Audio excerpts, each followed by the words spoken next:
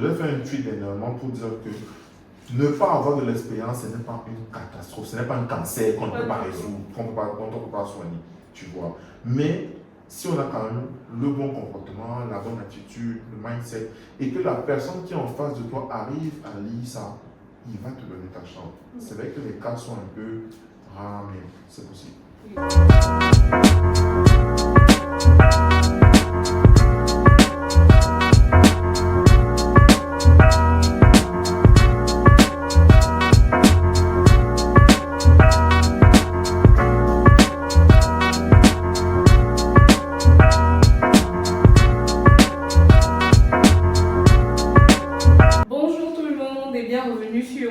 Inès Sama, et si vous n'êtes pas encore abonné, vous avez intérêt à vous abonner dès aujourd'hui.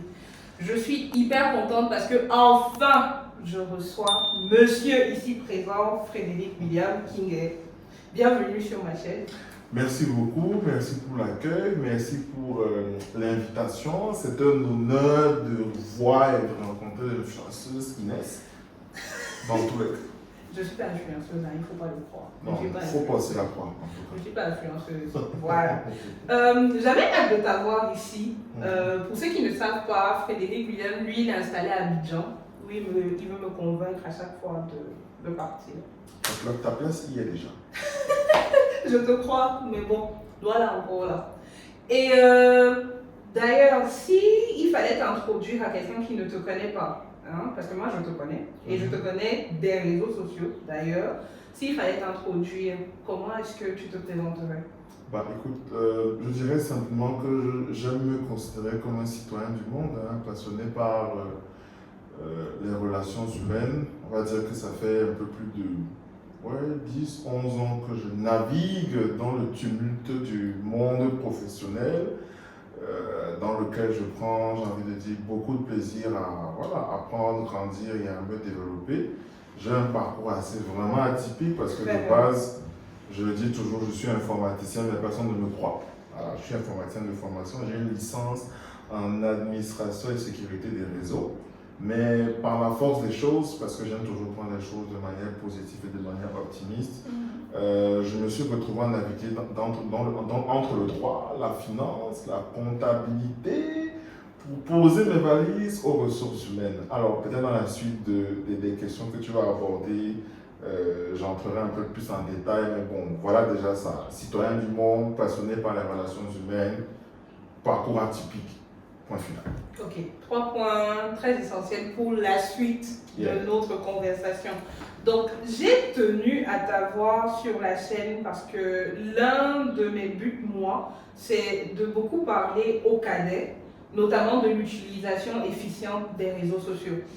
Et ce que j'aime particulièrement sur ton profil à toi, c'est la manière dont tu distilles les informations au travers des plateformes comme Twitter, qui est aujourd'hui X, ou LinkedIn aussi. Tu essayes d'investir Instagram, qui moi est mon terrain de jeu, mais pas encore le tien.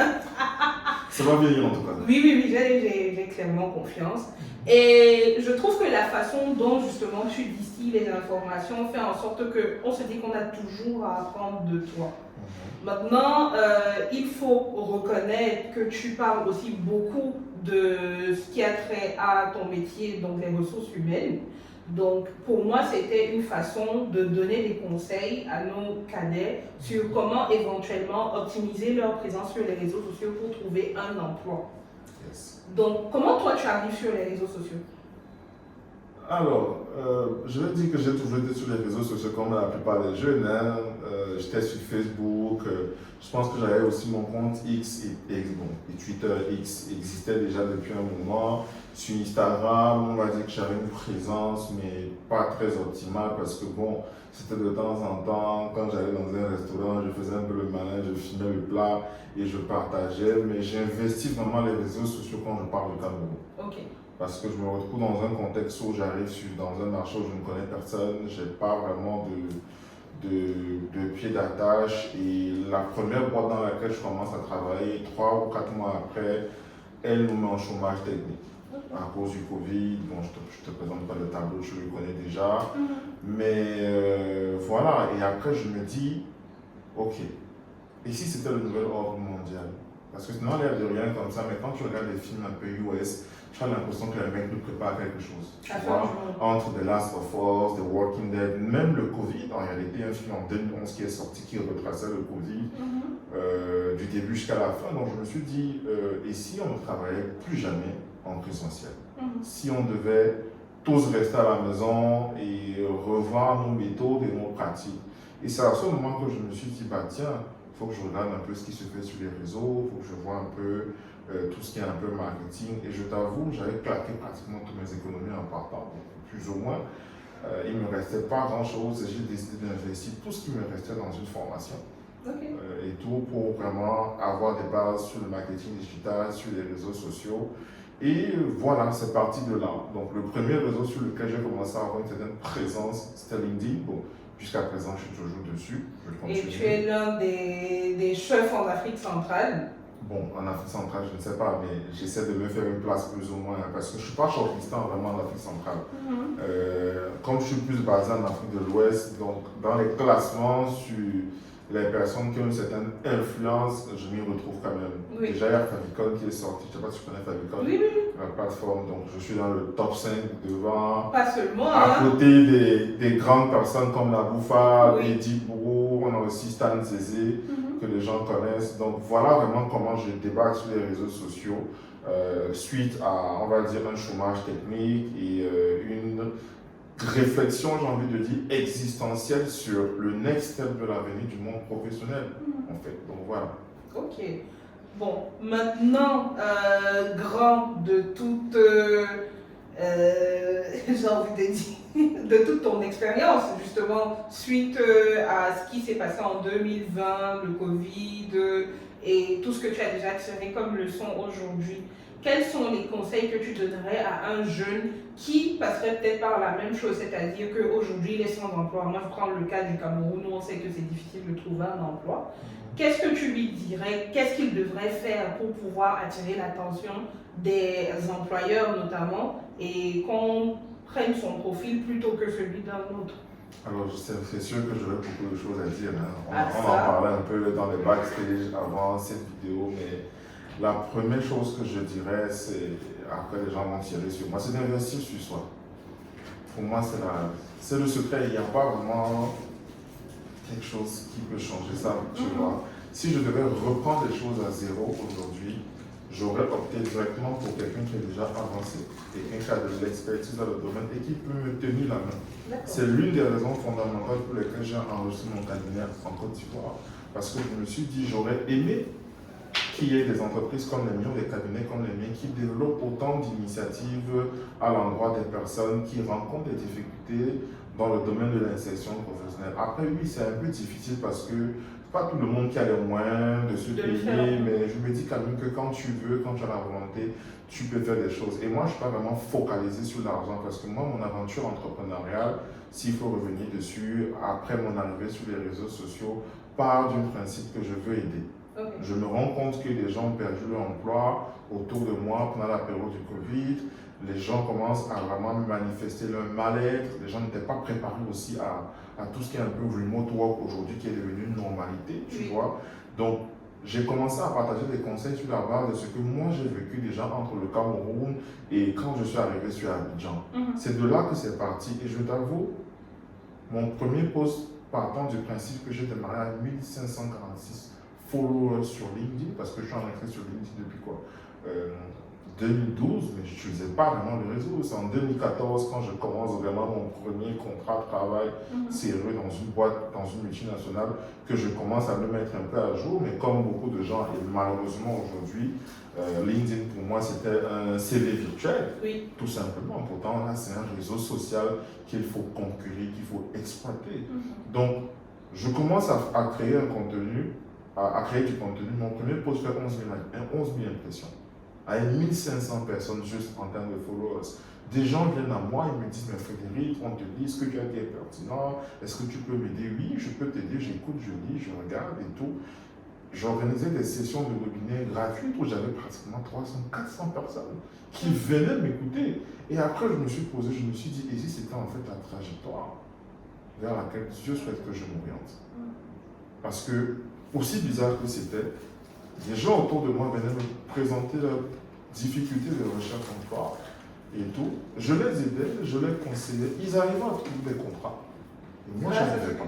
Et toi, tu étais là? Moi, je n'y arrivais pas. Parce que je cherchais aussi un emploi. Mais à côté de ça, j'aidais quand même des gens et je me suis dit, voilà, c'est là où le déclic a commencé. Donc pour moi, c'est la formation. Il faut investir sur toi. Même si je te dis que tu n'as pu tuer au bord du gouffre, de toute façon, il y a toujours des options, toujours des opportunités. La deuxième chose, maintenant, quand tu es déjà conscient que tu es le propre produit de ton succès, c'est de chercher, j'ai envie de dire, ce qui est accessible. Ce qui est accessible aujourd'hui, c'est quoi? Tout le monde a un smartphone. Tout le monde a un smartphone. Tout le monde est plus ou moins sur les réseaux sociaux. Alors, je me pose la question, j'ai une petite expérience ou pas? Quels sont les réseaux sur lesquels je peux apprendre? Quels sont les réseaux sur lesquels je peux valoriser une expérience et prouver que j'ai déjà LinkedIn, tout simplement. Et malheureusement, aujourd'hui, les gens sont, j'ai envie de dire, en recherche d'emploi, mais ils sont sur Twitter, ils sont sur Facebook, ils sont sur TikTok, à regarder tout et n'importe quoi, à regarder des choses qui ne vont pas forcément en fait, les faire grandir. Tu vois? Donc il faut déjà être sur des réseaux, il faut apprendre à les maîtriser. J'ai fait un tweet hier en disant, mais qu'est-ce qui pousse les gens à ne pas mettre des identités concrètes, leur identité véritable derrière les réseaux? Parce que parfois, il y a des gens qui commandent mes publications. Je dis bonjour, moi je dis merci mon grand. Non, même pas ça. À ce niveau, ça va encore. C'est-à-dire, les pseudos, oui, il y a des pseudos qui sortent de l'ordinaire, mais parfois, quand je réponds à des commentaires, merci beaucoup mon grand, comme tu vois, merci beaucoup ma grande, grand frère et tout, on me dit non, je suis un homme. Non, je suis une femme. Je dis, mais what the hell? Mettez quand même des photos et pour moi c'est la base parce que sur tous les réseaux tu peux avoir des opportunités. Il faut qu'on puisse s'identifier. Il faut qu'on puisse s'identifier. Et maintenant je comprends aussi que les gens sont dans une posture, ils veulent rigoler, ils veulent faire du bullying à gauche et à droite et ils se cachent derrière des fake accounts pour faire ci, pour faire ça. Mais pour moi c'est un peu dommage en réalité. Donc il faut déjà mettre des informations concrètes sur son profil, dont la biographie. Vraiment pas faire le schéma, hein, simple, une photo, un descriptif, ton positionnement, qu'est-ce que tu fais, c'est ce que je disais à Marie Gisèle, avec qui j'ai échangé, j'ai dit, mais tu as une expertise, tu es jeune, tu es intelligente, mais utilise X. Même si fait LinkedIn, ça reste un peu compliqué, les gens vont te dire que non, c'est un réseau élitiste, mais pas du tout. Je pensais aussi pareil, mais quand je suis arrivé, je me suis rendu compte que LinkedIn pour moi, et je le dis à tous mes clients, je le considère comme une entreprise virtuelle dans laquelle chacun est son patron. D'accord. Tu ne reçois pas des offres de quelqu'un parce que ton profil, c'est le tien. C'est toi qui décides de communiquer avec qui tu veux. C'est toi qui décides de partager la publication que tu veux. Tu vois, donc tes codes, tes règles en réalité. Donc pour moi, c'est la deuxième chose. La troisième chose maintenant qui me vient à l'esprit spontanément, c'est toujours le développement personnel. Tu vois. On est dans un environnement, surtout au Cameroun, où les gens souffrent vraiment du syndrome de l'imposteur. Et j'ai envie de dire que parfois, ce n'est pas de leur faute. C'est que quand tu te retrouves dans un environnement où on te dit tout le temps que tu es con, tu es bête, tu ne peux pas faire ci. Toi-même, tu te mets un peu dans le doute, mais est-ce que je sais faire mon travail? Donc moi, je pense qu'il faut build in public. Je reviens encore un peu sur les réseaux sociaux. Chaque chose que tu fais, essaie de l'écrire, de le documenter. Parce que très rapidement, c'est bon, on va arriver sur l'entretien, mais j'ai fait passer des entretiens aux gens. Sur le papier, il y a plein de choses qu'il a fait, mais il ne peut pas en fait te traduire, il ne peut pas t'expliquer ça. Parce qu'on n'a pas aussi la culture de se dire que, ok, je partage mon travail, je cherche à voir comment est-ce que les gens l'apprécient en retour, je me challenge, je grandis, je fais ci, je fais ça. Donc, c'est un peu compliqué. Donc, moi, je dis pour pouvoir monter, il faut aller vers les gens, il faut discuter. Bon, après, s'il y a d'autres questions, peut-être on pourra aborder, mais spontanément, voilà les trois choses qui me viennent en esprit, qui peuvent permettre à n'importe qui aujourd'hui, pas besoin d'avoir une expérience professionnelle. Et j'aime toujours prendre l'exemple d'un mec que je suis, qui est en France, Romain Robert, c'est un plombier. Il faut aller voir son profil. Le gars te parle de plomberie, tu as envie de devenir plombier. Tellement il n'en parle. Tellement le gars vend son métier. Et c'est pas un truc de genre, il va filmer les outils, il va venir. Non, le gars te partage son quotidien. Et tu te rends compte qu'en fait, derrière ce type de métier qui est peut-être un peu dérisoire, parce que oui, chez nous en Afrique, un plombier, c'est un gars qui est dans le hustle. Oui. Un menuisier, un maçon, c'est pareil, mais j'ai envie de te dire qu'il est complètement possible de professionnaliser et de valoriser tous les types de métiers aujourd'hui. Donc voilà. Ça me rappelle que moi, tout récemment, je suis tombée sur la vidéo d'un jardinier, d'un jeune jardinier sur Instagram, qui expliquait justement la manière dont, pendant le Covid, il a réussi à se faire des milliers d'euros, alors qu'à la base, il n'était même pas jardinier. Et du coup, il a bâti son business model sur le fait qu'il peut apprendre à d'autres jeunes comment devenir jardinier juste avec 3 outils et se faire de l'argent, être autonome, travailler comme étant... 3 outils que tu peux trouver sur Amazon à peine 50 euros. Exactement. Les gens se disent qu'il faut des millions, mais moi je me rappelle et je mets toujours cette référence. Dans Père riche, Père pauvre, il dit dans un passage de son livre qu'il faut 3 piliers ou 3 leviers pour démarrer un projet entrepreneurial. Le premier, c'est le capital. Oui. Parce que oui, l'argent, c'est le nerf de la guerre. Mais aujourd'hui, avec le recul que j'ai, les gens te disent, c'est pas l'argent. Oui. C'est l'intelligence financière. C'est l'éducation financière. C'est Parce qu'on a vu, on a plein d'exemples autour de nous, des gens qui ont de l'argent mais qui foutent rien avec ça. Oui. Il y a des gens qui sont partis de vraiment zéro et qui ont construit des empires. Oui. Un empire. Le deuxième pilier, c'est l'opportunité. Quel est le problème que je peux résoudre autour de moi dans mon cercle? Tout bêtement, il y a des gens qui viennent souvent te voir, tu dis, ah mais Inès, vraiment j'ai telle difficulté comme ça, et spontanément tu donnes un conseil. Le gars parle avec ton conseil et il réussit à faire ce qu'il veut. Pour moi, c'est une opportunité que tu peux exploiter en fait. Ah, ça. Mais on ne pense pas à ça. La troisième maintenant, c'est la ressource humaine, c'est le capital. C'est-à-dire, quel est mon cercle?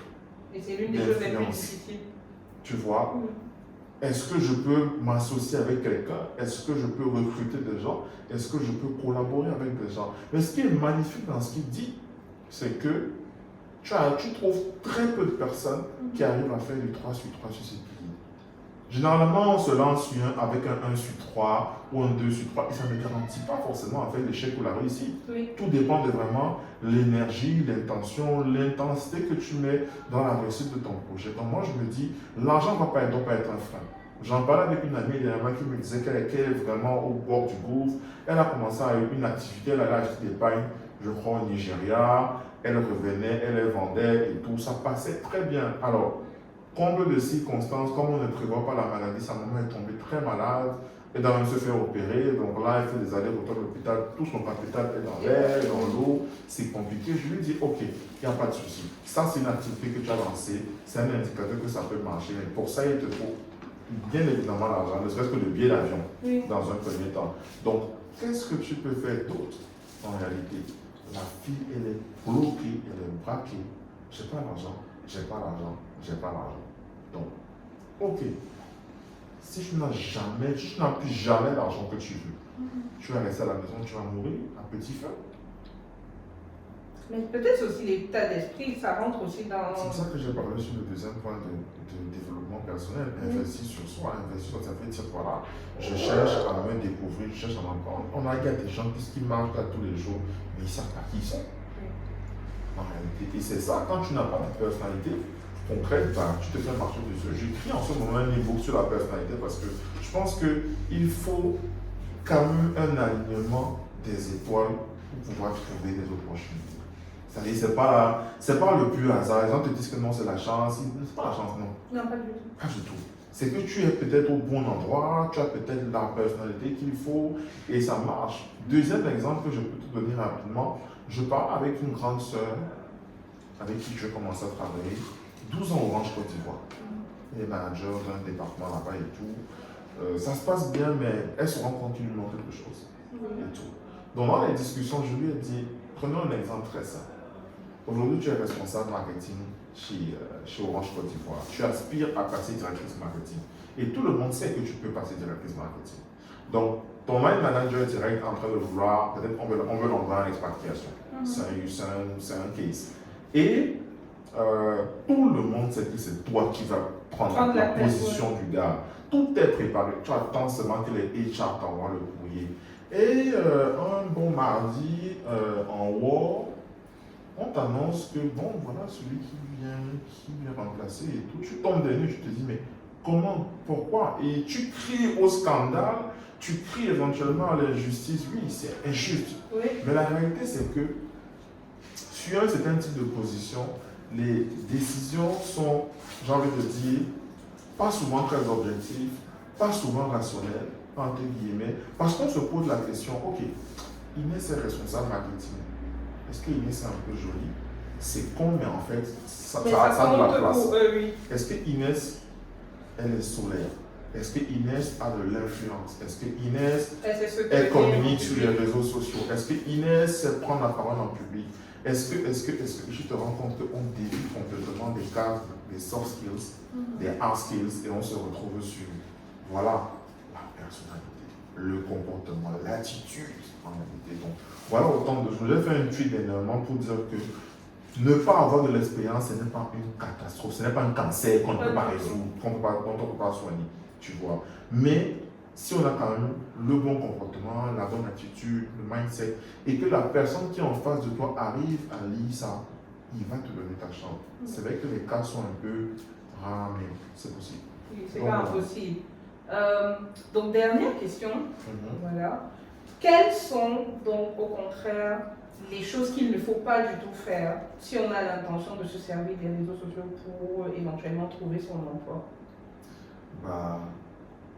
La première chose, c'est déjà de faire attention à sa communication, parce qu'à partir du moment où tu commences à partager des choses, tu engages ta responsabilité, tu engages ton image, tu engages ta réputation. Petit exemple, le tweet que j'ai fait pour, je pense que ça a blessé beaucoup de gens. Je disais que j'ai une amie qui cherchait des profils, mais elle n'arrivait pas à trouver des gens. Apparemment, des gens ne cherchent pas du travail au Cameroun. Les gens m'ont traité de tous les noms, mais en fait, l'histoire m'a donné raison à la fin. Tu vois, on m'a même dit que je venais faire ça. C'était une entourloupe pour positionner mes services. Je me suis dit, mais est-ce que moi, Frédéric, j'ai besoin de ça pour proposer mes services? Donc pour moi, je pense que c'est la communication. Déjà la première chose. La deuxième chose, il faut avoir des objectifs qui sont clairs dans la vie. Ça a l'air peut-être un peu con comme ça, mais si moi je suis en recherche d'emploi, je fais très attention à ce que je décide de partager. Partout sur les réseaux. C'est la base. Là, justement, sur le tweet que j'ai fait dans la continuité de la série de ce que j'ai partagé, il y a un gars qui a répondu avec son. Lui, il a été intelligent. Je ne sais pas s'il a été con ou intelligent, mais je suppose qu'il a été intelligent. Il a mis tout son nom, son prénom de famille, pour dire que les recruteurs sont des fils de pute. Par exemple. Et il y a une DRH qui est sur LinkedIn, je ne vais pas la mentionner, qui est sur Twitter, avec qui je parle beaucoup, qui lit beaucoup, qui interagit, pas la mentionner, qui a fait la capture d'écran, elle m'a montré, il est con ce mec. Bien sûr. Elle est partie directement sur son LinkedIn pour voir, elle allait sur son Facebook, mais je dis, mais comment est-ce que les gens peuvent faire des choses comme ça? C'est ce qui tirer une balle dans le pied. En fait. Quatrième chose, pour revenir, c'est un peu la même chose. Je suis dans une conférence à Abidjan. Justement, je présentais une thématique sur l'insertion professionnelle en 2024, en début d'année. Et une jeune fille a fait un témoignage en me disant que ce que vous dites est très pertinent parce que moi j'ai perdu, je me suis retrouvé à la dernière étape d'un processus de recrutement chez Orange Côte d'Ivoire. Et les gars m'ont ressorti des posts que j'ai fait il y a au moins 7 ans. Il y a eu un problème avec Orange et tous les gens se sont fâchés. Il y a même des gens qui ont fait des espèces de montage en mettant la croix avec Orange et tout. Elle était dedans, elle insultait, elle avait. Et les gars ont sorti ça pour le dire. En fait, Orange est coutumier. Parce que même ici au Cameroun, il y avait eu un scandale il y a quelques années où un jeune est venu raconter sur Twitter qu'il est allé en entrevue chez Orange, il se sentait béni des dieux parce qu'on l'a appelé. Et à un moment donné dans le processus de recrutement, on lui a ressorti son historique de tweets pour dire qu'au fait, vous nous avez déjà insulté et tout ça. Oui, ça n'a l'air de rien comme ça, mais voilà, il faut faire attention. Maintenant, je dis aussi qu'il faut apprendre à utiliser les réseaux sociaux.